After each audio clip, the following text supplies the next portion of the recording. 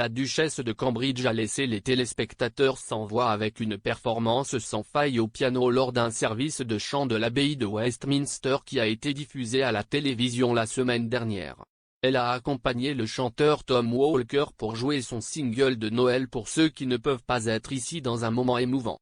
La duchesse chatouille les ivoires depuis qu'elle est enfant, et se tourne vers la musique pendant les confinements.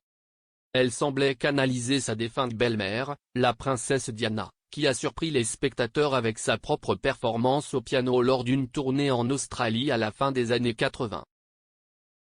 Kate continue d'impressionner les spectateurs avec sa prestation éloquente des devoirs royaux, restant toujours professionnelle tout en établissant des relations bienveillantes avec les personnes qu'elle rencontre.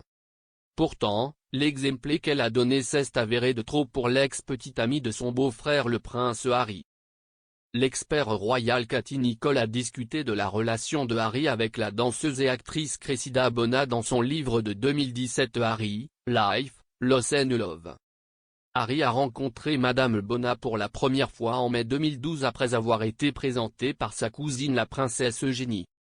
Sa famille a des liens directs avec Édouard VII et elle est la petite-fille d'Édouard de Curzon, 6e comte. Ils se séparent à l'amiable en 2014.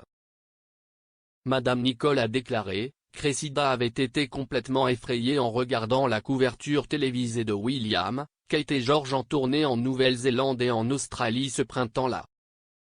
William, Kate et George, 9 mois, ont entrepris une tournée de 9 jours en Australie en 2014, visitant Canberra et Adélaïde lors de leur voyage. Un ami de Madame Bona a déclaré à Madame Nicholl, elle était assise à la maison en train de regarder Kate lors de la tournée royale en Australie, et c'était un signal d'alarme. Il n'y avait aucune chance qu'elle veuille ce genre d'attention et elle l'a dit à Harry. L'ami a ajouté, Harry ne voulait pas que les choses se terminent. Il était amoureux d'elle et il a essayé de la convaincre qu'il pouvait le faire fonctionner, mais la décision de Cressida était prise. Harry a subi un coup dur lorsqu'elle a dit, je ne peux pas faire ça. Je pense qu'elle lui a vraiment brisé le cœur. Le couple s'est séparé et est resté de bons amis. Madame Nicholl a ajouté, 2 fois, Harry a eu le cœur brisé parce que les femmes dont il était tombé amoureux ne voulaient pas partager la vie dans laquelle il était né. Un autre ami a déclaré au Télégraphe à l'époque que la scission avait donné à Madame Bona l'opportunité de se concentrer sur sa carrière. Harry avait souffert du même chagrin d'amour dans le passé, lorsque sa petite amie Chelsea Davy a mis fin à sa relation avec lui. Harry a eu une romance intermittente avec Madame Davy pendant 7 ans, mais le mariage de William et Kate a finalement été la goutte d'eau. Madame Nicholl a écrit dans son livre, faire partie du mariage royal avait décidé Chelsea une fois pour toutes. La vie d'une épouse royale n'était pas pour elle et elle a dit à Harry qu'elle ne pourrait jamais faire les sacrifices que Kate avait faits. Un ami de Madame Davy a déclaré à Madame Nicholl, c'était juste après le mariage royal quand elle s'est rendue compte qu'elle ne pouvait pas le couper. Elle a vu ce que ce serait sous les projecteurs, et elle ne voulait pas de cette vie pour elle-même.